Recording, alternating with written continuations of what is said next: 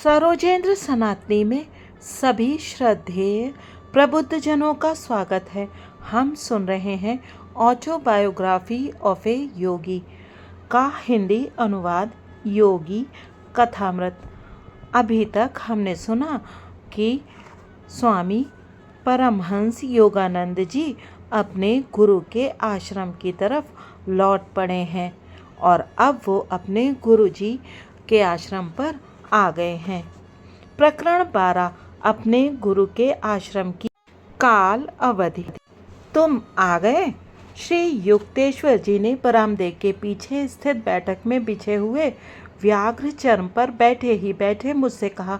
उनका स्वर ठंडा था, ढंग भाव शून्य। जी गुरुदेव, मैं आपके अनुसरण के लिए आया हूँ। झुककर मैंने उनका चरण स्पर्श किया। परंतु यह कैसे हो सकता है? तुम तो मेरी इच्छाओं की अवहेलना करते हो। अब ऐसा नहीं होगा गुरुजी, आपकी इच्छा ही मेरा धर्म होगी। तब ठीक है, अब मैं तुम्हारे जीवन का उत्तरदायित्व ले सकता हूँ। मैं स्वेच्छा से अपना सारा भार आपको सौंपता हूँ गुरुदेव। तो अब मेरा पहला अनुरोध ये है कि तुम अपने परिवार के पास घर लौट जाओ। मैं चाहता हूँ कि तुम कोलकाता जाकर कॉलेज में प्रवेश ले लो। तुम्हारी आगे की पढ़ाई चलती रहनी चाहिए। ठीक है गुरुदेव, मैंने अपनी व्याकुलता को छिपा लिया। क्या ये जिद्दी पुस्तकें वर्षों तक मेरा पीछा नहीं छोड़ेंगी? पहले पिताजी, अब श्री युक्तेश्वर जी। किसी दिन तुम्हें पाश्चात्य जगत में जाना होगा। वहाँ के लोग भारत के प्राचीन ज्ञान के प्रति अधिक ग्रहणशील होंगे।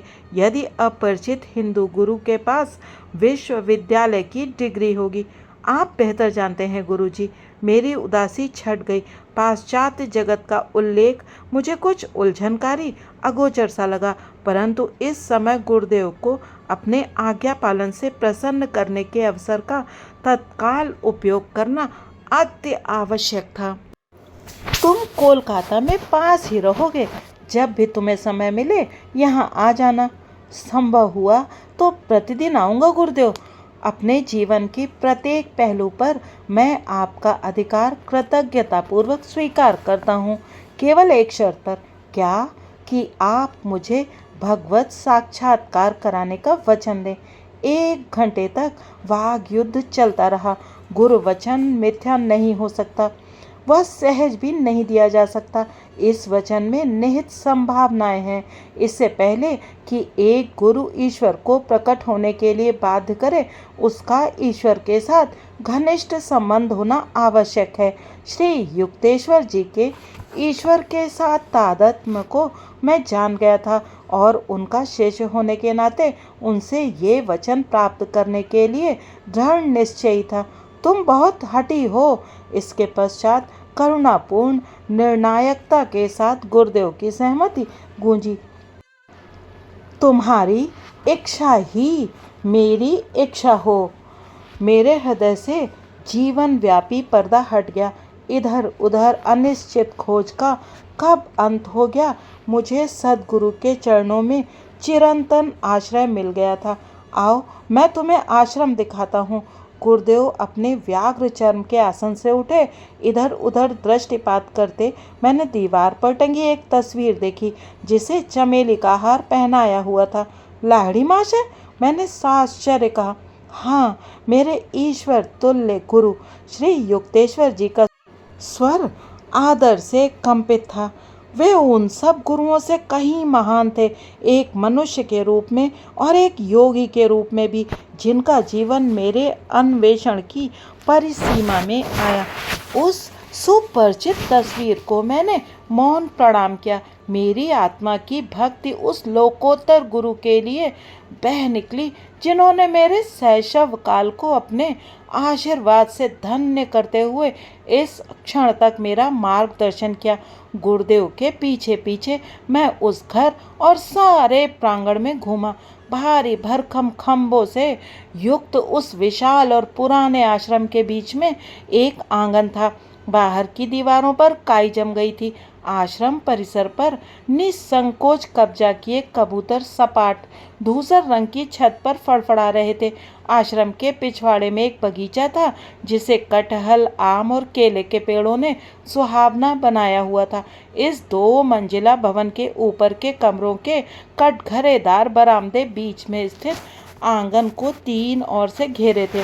नीचे के तल्ले पर एक प्रशस्त हॉल था जिसकी ऊंची छत खंभों पर टिकी हुई थी।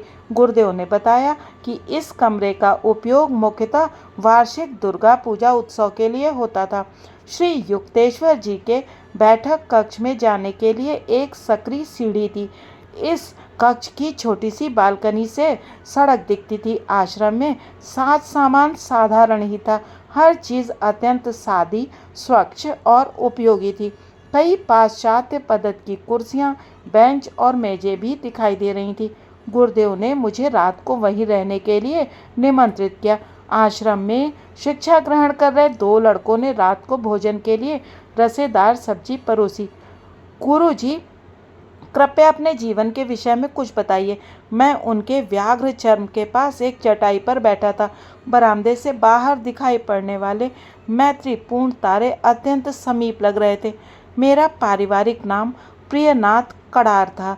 मेरा जन्म यहीं श्री रामपुर में हुआ था, जहां मेरे पिताजी एक धनवान व्यापारी थे। श्री युक्तेश्वर जी का जन्म 10 मई सन 1855 को हुआ था। वे ही ये मकान छोड़ गए जो अब मेरा आश्रम है। मेरी स्कूली पढ़ाई बहुत कम हुई। मुझे वो धीमी और उथली प्रतीत होती थी। युवावस्था के आरंभ में मैंने गृहस्थ धर्म का उत्तरदायित्व स्वीकार कर लिया और मेरी एक बेटी है जिसका विवाह हो चुका है। मेरा प्रौढ़ जीवन लाहड़ी महाशय के मार्गदर्शन से धन्य हुआ। पत्नी की मृत्यु के पश्चात मैंने स्वामी परंपरा के अंतर्गत संन्यास ग्रहण कर लिया और मुझे नया नाम मिला, श्री युक्तेश्वर। यही सरल मेरा वृत्तांत है। मेरे उत्सुक चेहरे को देख गुरुदेव मुस्कुराए। सभी जीवन वृत्तांतों की तरह उनके वृत्तांत ने भी उनका केवल बाह्य परिचय ही दिया था, बिना आंतरिक पुरुष का परिचय दिए। गुरुजी, मुझे आपके बचपन की कुछ कहानियां सुनने की इच्छा है। कुछ कहानियां बताता हूँ और प्रत्येक में निहित नैतिक शिक्षा भी। इस चेतावनी के साथ श्री युक्तेश्वर जी की आंखें हंसी की झलक में चमक उठी। एक बार मेरी माँ ने एक अंधेरे कमरे में भूत होने की डरावनी कहानी बताकर मुझे डराने की चेष्टा की। मैं तुरंत वहां गया और भूत को ना पाकर निराशा प्रकट की। उसके बाद माँ ने मुझे कभी कोई डरावनी कहानी नहीं सुनाई। नैतिक शिक्षा, भय का सामना करो, तब वो तुम्हें सताना बंद कर देगा। बचपन की एक अन्य स्मृति है। एक पड़ोसी के भद्दे कुत्ते की मेरी चाह की। उस कुत्ते को पाने के लिए मैंने कई सप्ताह तक सारे घर को सिर पर उठा रखा था। उससे कहीं अधिक सुंदर अनेक कुत्तों के सारे प्रस्ताव जैसे मेरे कानों तक पहुंच ही नहीं पाते थे। नैतिक शिक्षा मोह अंधा बना देता है। वो इच्छित वस्तु के चारों ओर आकर्षण के काल्पनिक मायाजाल की रचना कर देता है। तीसरी कहानी किशोर मन की सुकुमारता से संबंधित है। मैं अपनी माँ को कभी कभी ये कहते सुनता था कि जो मनुष्य किसी और के मातहत नौकरी स्वीकार कर लेता है वह दास है। ये धारणा मेरे मन में इतनी पक्की बैठ गई कि मैंने विवाह के उपरांत सारी नौकरियां ठुकरा दी। अपनी पैतृक संपत्ति को भूमि के व्यवसाय में लगाकर मैंने अपनी आजीविका चलाई। नैतिक शिक्षा, केवल अच्छी और सकारात्मक शिक्षाएं ही बच्चों के मन में जानी चाहिए। उनकी प्रारंभिक धारणाएं दीर्घ काल तक सुस्पष्ट बनी रहती हैं। गुरुदेव प्रशांत मौन में डूब गए। मध्य रात्रि के आसपास उन्होंने मुझे सोने के लिए एक सकरी खाट दी। अपने गुरु के आश्रम की छत के नीचे उस पहली रात नींद खूब गाढ़ी और मधुर थी। श्री युक्तेश्वर जी ने दूसरे दिन प्रातःकाल ही मुझे क्रिया योग की दीक्षा देने का निश्चय किया। इस प्रविधि की दीक्षा मुझे पहले ही लाहड़ी महाशय के 2 शिष्यों से मिल चुकी थी, पिताजी और मेरे शिक्षक स्वामी केवलानंद जी। परंतु गुरुदेव के पास रूपांतर करने की शक्ति थी। उनके स्पर्श मात्र से एक प्रचंड ज्योति मेरे संपूर्ण अस्तित्व पर छा गई, मानो करोड़ों सूर्य एक साथ उद्दीप्त हो उठे हों। एक अवर्णनीय आनंद की बाढ़ ने मेरे हृदय को अंतरतम कोने तक अभिभूत कर दिया। उसके दूसरे दिन लगभग सायंकाल हो चला था जब मैं आश्रम से जाने के लिए तैयार हो पाया। तुम 30 दिन में लौट जाओगे। जब मैंने कोलकाता के अपने घर के द्वार में प्रवेश किया तो गुरुदेव की भविष्यवाणी भी मेरे साथ थी। उड़ते पक्षी के पुनरागमन के बारे में कोई भी व्यंग्यबाण जिसका मुझे डर था, मेरे किसी संबंधी ने नहीं चलाया। मैं अपनी छोटी सी अटारी में गया और उस पर प्रेम भरी दृष्टि दौड़ाई, मानो उसका कोई जीवंत अस्तित्व हो। तुम मेरे ध्यान की साक्षी हो और मेरी साधना के अश्रुपात और आंधी तूफानों की भी। अब मैं अपने दिव्य गुरु के आश्रय में पहुंच गया हूँ। बेटा, आज मैं हम दोनों के लिए बहुत खुश हूँ। पिताजी और मैं शांत नीरव संध्या में बैठे थे। तुम्हें तुम्हारे गुरु मिल गए, जैसे चमत्कारी ढंग से मुझे अपने गुरु मिले थे। लाहिड़ी महाशय का पुण्य हस्त हमारे जीवन की रक्षा कर रहा है। तुम्हारे गुरु कोई दुर्गम हिमालय के संत नहीं, बल्कि निकट के ही निकले। मेरी प्रार्थनाएं स्वीकार हो गईं। तुम्हारी ईश्वर खोज ने तुम्हें मेरी दृष्टि से सदा के लिए ओझल नहीं कर दिया गया है। पिताजी को इस बात की भी खुशी थी कि मेरी औपचारिक पढ़ाई फिर से आरंभ होगी। उन्होंने यथोचित व्यवस्था कर दी। दूसरे दिन कोलकाता में निकट ही स्थित स्कॉटिश चर्च कॉलेज में मैंने दाखिला ले लिया। खुशी के मास तेजी से बीतते गए। मेरे पाठकों ने निश्चय ही ये सही अनुमान लगा लिया होगा कि कॉलेज की कक्षाओं में मैं कम ही दिखाई पड़ता था। श्री रामपुर आश्रम का आकर्षण दुर्निवार था। मेरी वहाँ नित्य उपस्थित पर गुरुदेव ने कभी कुछ नहीं कहा। मुझे बड़ी राहत मिली, क्योंकि वे शायद ही कभी विद्या के उन दालानों का जिक्र करते थे। सभी को ये पता तो चल ही गया था कि मैं विद्वान या विद्यालंकृत बनने के लिए नहीं बना था। फिर भी हर बार मैं न्यूनतम उत्तीर्णांक प्राप्त करता रहा। आश्रम में दैनिक जीवन शांत सरल रूप से चलता था। उसमें शायद ही कभी कोई परिवर्तन होता था। मेरे गुरुदेव ब्रह्म वेला में ही जाग जाते थे। पड़े पड़े ही या कभी कभार बिस्तर पर बैठे हुए वे समाधि की अवस्था में प्रवेश कर जाते थे। गुरुदेव कब जागे ये पहचानना अत्यंत सरल था। जबरदस्त गर्जन करते खर्राटों का अकस्मात रुक जाना, एक आध दो दीर्घ निश्वास, कभी शरीर की कोई हलचल, फिर श्वास रहितता की निशब्द अवस्था, और वे गहरे समाधि आनंद में डूब जाते। इसके बाद नाश्ता नहीं होता था। पहले गंगा के किनारे किनारे लंबा भ्रमण होता था।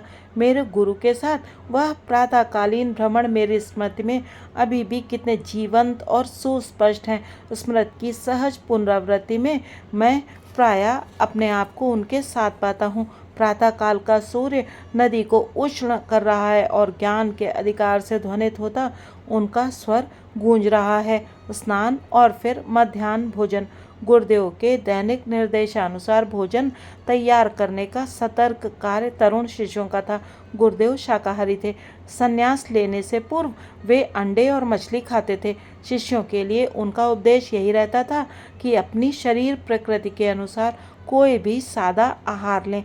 गुरुदेव बहुत कम खाते थे, प्रायः हल्दी या चुकंदर अथवा पालक के रस में बने चावल, और इस पर थोड़ा भैंस का घी या पिघला हुआ मक्खन, या किसी दिन केवल मसूर दाल या पनीर की रस्सेदार सब्जी और उसके साथ कोई तरकारी।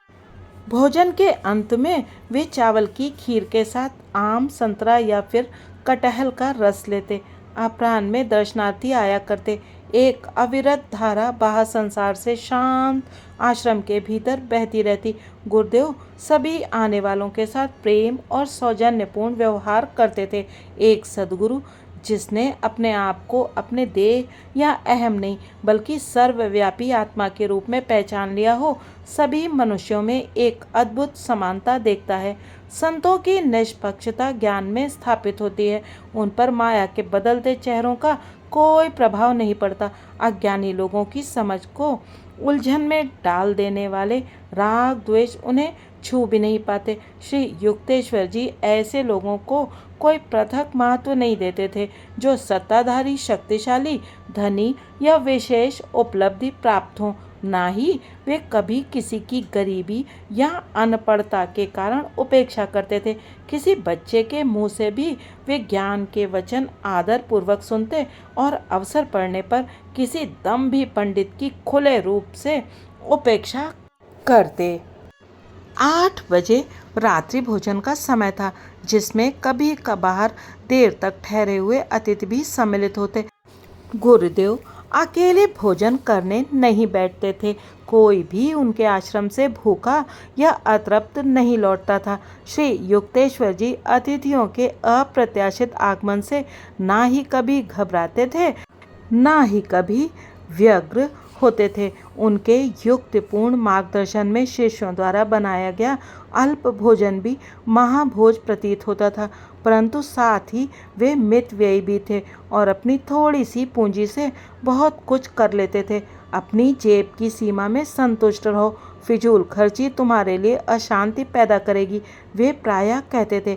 चाहे आश्रम में आतिथ्य सत्कार का कार्य हो या भवन निर्माण या मरम्मत का या कोई भी अन्य व्यवहारिक कार्य हो, हर कार्य की छोटी से छोटी बातों में गुरुदेव सृजनात्मक मौलिकता का परिचय देते। सायंकाल के शांत समय में प्रायः गुरुदेव प्रवचन करते। अक्षय रत्न भंडार, उनका प्रत्येक शब्द ज्ञान से तराशा होता था। एक अलौकिक आत्मविश्वास उनके निरूपण में झलकता था। उनका निरूपण अद्वितीय होता था। उनकी तरह बोलने वाला मैंने कभी कोई नहीं देखा। अपने विचारों को शब्दों का परिधान पहनाने से पहले वे उन्हें विवेक के नाजुक तराजू में तौलते थे। सत्य का मूल तत्व सर्वव्यापक भौतिक रूप में भी विद्यमान उनसे आत्मा के सौरभ की तरह निःसृत होता था। मुझे सदा इस बात का आभास था कि मैं भगवान के जीवंत विग्रह के सानिध्य में हूँ। उनकी दिव्यता का भार अपने आप मेरे मस्तक को उनके सामने नत कर देता था। यदि अतिथि या भाप जाते कि श्री युक्तेश्वर जी अनंत ईश्वर में मग्न हो रहे हैं, तो गुरुदेव तुरंत उनके साथ वार्तालाप शुरू कर देते। किसी प्रकार का प्रदर्शन करना या अपनी आंतरिक मग्नता की शेखी मारना उन्हें नहीं आता था। ईश्वर के साथ सदा एक रूप, उन्हें ध्यान के लिए अलग से समय निकालने की आवश्यकता नहीं थी। आत्मज्ञानी सिद्धों ने ध्यान की सीढ़ी को पहले ही पीछे छोड़ दिया होता है। फल आने पर फूल अपने आप झड़ जाता है, परंतु शिष्यों के लिए उदाहरण स्थापित करने के लिए संत जन प्रायः साधन भजन आदि बाह्य साधनों में जुटे रहते हैं। मध्य रात्रि होते होते मेरे गुरुदेव प्रायः बाल सुलभ सहजता के साथ निद्राधीन हो जाते। बिस्तर आदि का कोई महत्व नहीं होता। प्रायः वे बिना किसी तकिए के भी एक संकीर्ण मेज पर सो जाते, जो उनके प्रचलित व्याघ्र चर्म आसन के पीछे रखी होती थी। तत्व ज्ञान की चर्चा में पूरी रात कट जाना असामान्य नहीं था। अपनी जिज्ञासा की तीव्रता से कोई भी शिष्य ऐसी चर्चा को आरंभ करा सकता था। तब मुझे ना तो थकान महसूस होती थी, ना ही नींद आती थी। गुरुदेव के ओजस्वी शब्द पर्याप्त थे। ओह, भोर हो गई, चलो गंगा किनारे घूमने चले। मेरे रात्रिकालीन शिक्षण के कई प्रसंगों का अंत इस प्रकार होता था।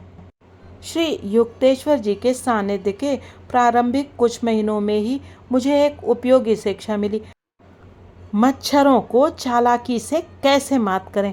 मेरे घर में लोग सदा ही मच्छरदानी का उपयोग करते थे। मैं ये देखकर हैरान हुआ कि श्री रामपुर आश्रम में इस विवेकपूर्ण प्रथा का पालन उसके उल्लंघन के रूप में होता था, जबकि मच्छरों का वहाँ पूरा साम्राज्य था। सिर से पांव तक मुझे वे काटते रहते थे। गुरुदेव को मुझ पर दया आ गई। अपने लिए एक मच्छरदानी खरीद लो और एक मेरे लिए भी। हंसकर उन्होंने आगे कहा, तुम यदि केवल अपने लिए ही लाओगे तो सब मच्छर मुझ पर ही टूट पड़ेंगे। मैंने इस आज्ञा का अतिशय कृतज्ञता के साथ पालन किया।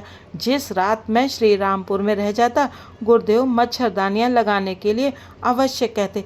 एक रात को जब मच्छर सेना ने हमें घेर रखा था, गुरुदेव सदा की भांति मच्छरदानी लगाने के लिए कहना भूल गए। मैं व्याकुल होकर मच्छरों की भिन भिन सुन रहा था। बिस्तर पर लेटकर मैंने उन्हें शांत करने के लिए एक प्रार्थना उनकी दिशा में प्रवाहित कर दी। आधे घंटे बाद गुरुदेव का ध्यान आकर्षित करने के लिए मैंने झूठ मूठ ही खांस कर देखा।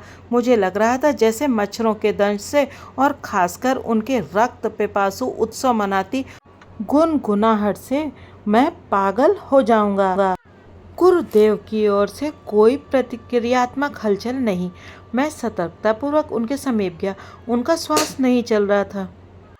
उन्हें इतने निकट से समाधि अवस्था में देखने का ये मेरा पहला अवसर था। इससे मैं भयभीत हो उठा। इनका हार्ट फेल तो नहीं हो गया? मैंने उनकी नाक के नीचे एक आईना रखा।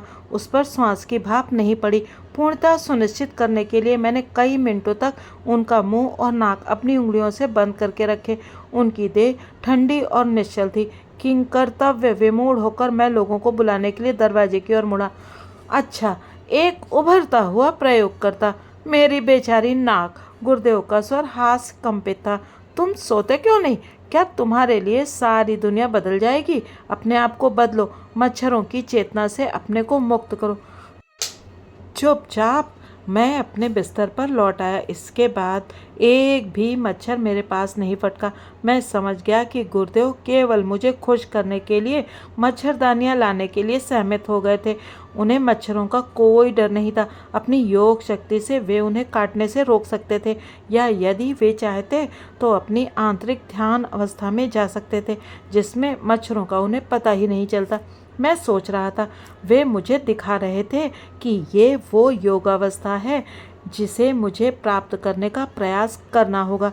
सच्चा योगी समाधि की पराचेतन अवस्था में जा सकता है और उसी अवस्था में रह सकता है, उन समस्त विक्षेपों के बावजूद जिनका इस धरातल पर कभी अभाव नहीं होता। कीटकों की भिनभिनाहट, परिव्याप्त सूर्य प्रकाश की तीव्रता समाधि की प्रथमा अवस्था। सविकल्प समाधि में साधक बहिक जगत के इंद्रिय बोध को बंद कर देता है। तब उसे आदि ईडन के भूस्वर्ग से भी कहीं अधिक सुंदर अंतर जगत की ध्वनियों और दृश्यों का प्रतिदान प्राप्त होता है। ये शिक्षाप्रद मच्छर आश्रम में मुझे एक और प्रारंभिक शिक्षा मिलने का कारण बने। वह सायंकाल का शांत समय था। मेरे गुरुदेव प्राचीन शास्त्रों की अनुपम व्याख्या कर रहे थे। उनके चरणों में मैं संपूर्ण शांति में था। एक भ्रष्ट मच्छर इस रसमय वातावरण में घुस आया और मेरा ध्यान अपनी ओर खींचने लगा।